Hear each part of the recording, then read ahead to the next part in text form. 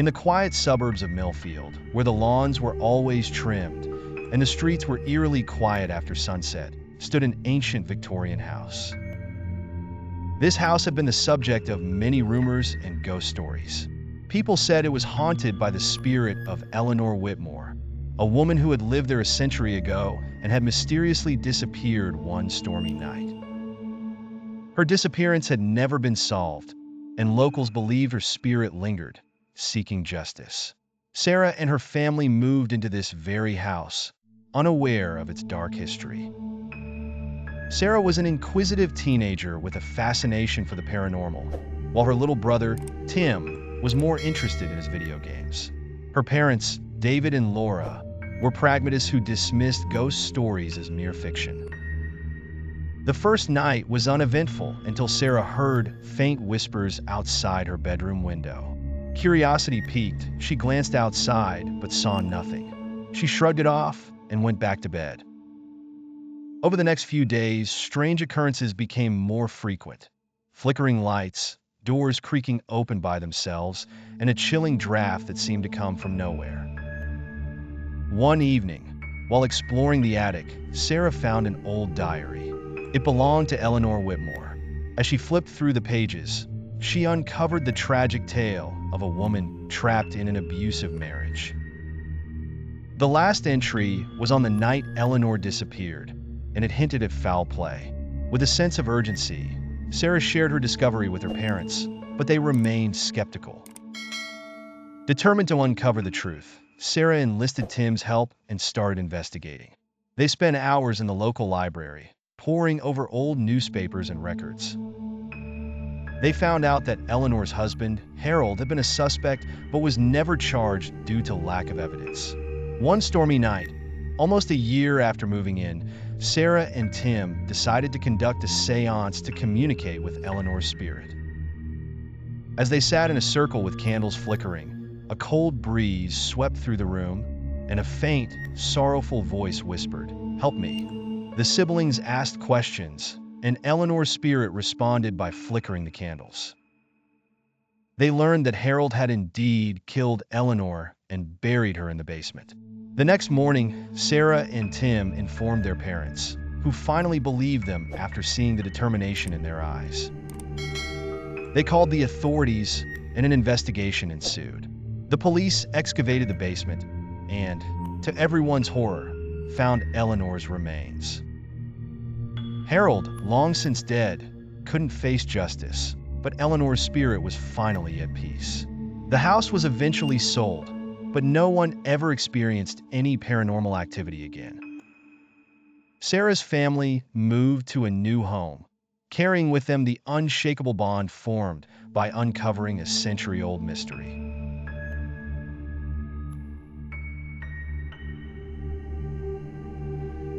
Private Investigator Jake Ramirez had seen it all, or so he thought. When he was approached by the distraught Tommy Hartman, who pleaded for his help in finding her missing son, Tommy, Jake felt a pang of empathy. He accepted the case, not knowing this would lead him to the darkest, hidden corners of his career. The trail was cold from the start. Tommy had disappeared without a trace from his own home, the door to the basement left ajar. Jake visited the quaint, suburban house, now shadowed by grief. As he crossed the threshold, he couldn't shake off the eerie feeling that lingered in the air. Emily described Tommy as a playful, curious boy, often venturing into the basement despite her warnings. The basement, Jake found, was dusty, cluttered with old relics and forgotten memories. Yet, something felt off. He meticulously combed through the space, but found nothing that hinted at Tommy's whereabouts, until he noticed a faint draft from behind an old bookshelf.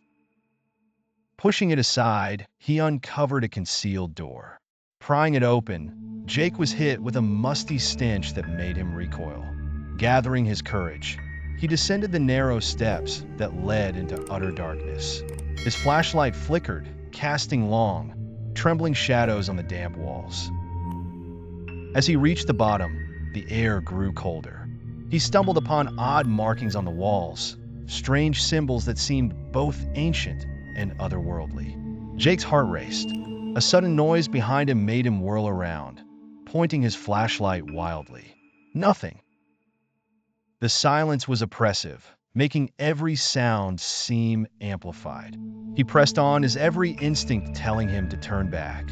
In the farthest corner of the hidden chamber, Jake found a small wooden box. Inside lay a bundle of tattered, blood-stained clothes. His stomach churned. Beside the box was an old, framed photograph. Tommy's innocent face stared back at him, but something was off. The child's eyes seemed to follow him, a chilling testament to some grim fate. Before Jake could make sense of it all, the lights cut out. The darkness enveloped him, and a cold hand gripped his shoulder. He froze as a child's voice, filled with sorrow, whispered, "Help me." Just as Jake turned to face the presence, a blinding light exploded from his flashlight, revealing the spectral form of Tommy, pale and transparent. Jake's scream echoed through the basement as he stumbled backward, crashing into the wall. When Emily heard the commotion, she rushed down to find Jake standing in stunned silence amidst the debris. The basement door slammed shut behind her, and she too felt the chilling embrace of the cold air, filled with sorrow and loss.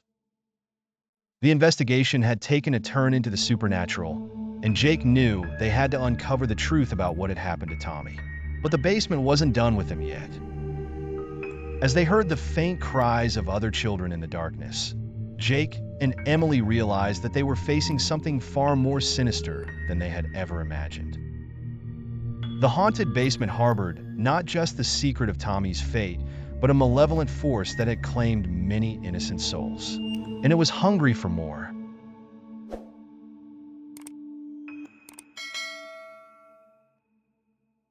Dr. Evelyn Carter, a renowned forensic psychologist, had spent her career diving into the darkest corners of the human mind. Known for her methodical nature and composed demeanor, she earned respect from colleagues and criminals alike. Her latest challenge, however, would push the boundaries of her expertise. She was called upon to analyze a newly captured serial killer, Marcus Bale, infamously known as the Leech. His twisted modus operandi and cryptic messages left at crime scenes had stumped investigators for years. Evelyn found herself intrigued by the complexity of his psychosis and was determined to decipher the macabre puzzle he presented. The first interview took place in a dimly lit interrogation room, its sterile environment only amplifying the tension. Marcus sat shackled, his gaunt figure clad in an orange jumpsuit. His eyes, cold and predatory, followed Evelyn's every movement. She sat down, her gaze unwavering as she opened her notebook. "Mr. Bale, shall we begin?" she asked, her voice steady. Marcus smirked, a chilling expression that sent shivers down her spine. "By all means, doctor. Let's see if you can uncover what no one else has," he replied. Days turned into weeks as Evelyn delved deeper into the recesses of Marcus' mind, unraveling layers of his disturbing past. Yet, the more she discovered, the more elusive the truth became. Strange occurrences began to plague her, shadows that seemed to move on their own, whispers in empty hallways, and unsettling dreams that left her gasping for breath. One stormy night, Evelyn found herself in the basement of a psychiatric facility, searching for old case files on Marcus. The flickering lights and the hum of the generator created an eerie atmosphere. Suddenly, a power outage plunged her into darkness. Her flashlight flickered to life, its beams slicing through the gloom, revealing stacks of files and a feeling of unease that gripped her heart. As she sifted through the documents, an old, tattered journal fell at her feet. It belonged to Marcus, detailing his thoughts with disturbing clarity. The pages painted a portrait of a man driven by an insatiable hunger for control and chaos. A sudden noise made her freeze. Footsteps, slow and deliberate. The basement door creaked open, and a figure descended the stairs. Evelyn's pulse quickened as she strained to see who it was. Her flashlight flickered again, casting long, wavering shadows. "Evelyn," A whisper echoed through the basement. She spun around, her heart pounding in her chest. Standing there was Marcus, free from his restraints, a twisted grin on his face. "Surprised to see me, Doctor?" He stepped closer, his eyes gleaming with malevolent joy. "Did you really think you could understand me? You're just as trapped in your mind as I am in mine." Evelyn backed away, her mind racing for an escape. Just then, the power surged back, illuminating the basement in a harsh light. Marcus was gone, leaving only an ominous feeling of dread. Shaken but resolute, Evelyn clutched the journal tighter, vowing to expose Marcus' atrocities and bring him to justice.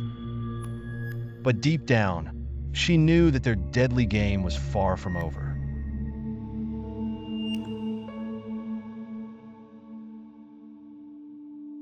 The old university campus had always had its share of creepy legends, but none as spine-chilling as the story of the forbidden basement. It was nestled beneath the dilapidated science hall, an area cordoned off after a tragic incident decades ago. Few dared to speak of it, but whispers spoke of strange noises, ghostly apparitions, and students who vanished without a trace. The legend further claimed that the basement was once a makeshift morgue during a deadly outbreak, and it wasn't uncommon to hear eerie sounds echoing from below in the dead of night. Iman, a skeptical history major, found these tales ridiculous. One rainy evening, as she sat with her friends Joe and Mira in the campus cafe, she impulsively proposed exploring the basement. "Come on, it's just an old building. There's nothing to be afraid of," she insisted. Fueling their curiosity and armed with flashlights, they made their way to the science hall. A rusted lock on the basement door was surprisingly easy to break, and with a creak, the door swung open, releasing a musty odor that made them wince. The descent was steep and treacherous, the air growing colder with each step. At the bottom, they found themselves in a labyrinth of narrow passageways. Iman led the way, her flashlight beam cutting through the gloom. Suddenly, they heard a faint whisper. Mira clutched Joe's arm tighter, and even Iman's confidence wavered. To their horror, the whispers grew louder, revealing disembodied voices speaking in an ancient dialect. The atmosphere grew oppressive, and the shadows seemed to move on their own. Then they saw a flicker of movement. A faint, ghostly figure emerged from the darkness. Mira screamed, and Joe dropped his flashlight, plunging them into near-total darkness. Iman quickly retrieved it, and as the light flickered back on, the figure had vanished. Shaken but undeterred, they pressed on, eventually discovering an old, decrepit room. In the center was a large, wooden table with strange, ancient markings. Papers and medical instruments were strewn about, as if left in a hurry. Suddenly, the room's temperature plummeted. A chilling whisper echoed, "Leave this place." Trembling, Iman shone her light onto the opposite wall, revealing an old, faded photograph of a doctor and several nurses. The eyes in the photograph seemed to follow them, their expressions twisted in torment. Iman felt a cold hand grip her shoulder, and she spun around, finding no one there. Panic set in, and the three bolted back through the passageway, the whispers growing into a cacophony of ghostly wails. They stumbled and fell, but pure adrenaline pushed them forward. They finally burst out of the basement, slamming the door shut behind them. Gasping for breath, they vowed never to speak of what they had seen.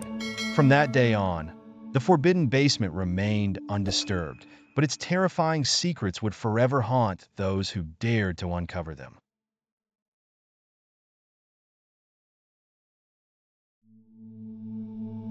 Michael stood at the entrance of the old, forgotten bunker, his flashlight casting eerie shadows on the moss-covered walls. The small village he just moved into was full of tales, but the story of this hidden bunker intrigued him the most. According to the locals, it was constructed during the war as a safe haven, but was abandoned due to strange occurrences. Michael, a history enthusiast, couldn't resist exploring it. As he ventured deeper, the air grew colder, and the walls seemed to close in on him. The narrow passage led him to a large, rusted door. He hesitated for a moment before pushing it open, the creak echoing through the silence. Inside, he found old furniture, decaying books, and remnants of a past life. An old diary caught his eye. As he flipped through the fragile pages, he read about a family that sought refuge here during the war, only to vanish without a trace. Chilling entries detailed strange noises, disappearing items, and shadows in the dark. Michael's heart raced, but his curiosity pushed him forward. Suddenly, he heard faint whispers, growing louder with each step. His flashlight flickered, and he felt an icy touch on his shoulder. Spinning around, he saw nothing but darkness. The whispers turned into cries, and a shadowy figure emerged from the corner.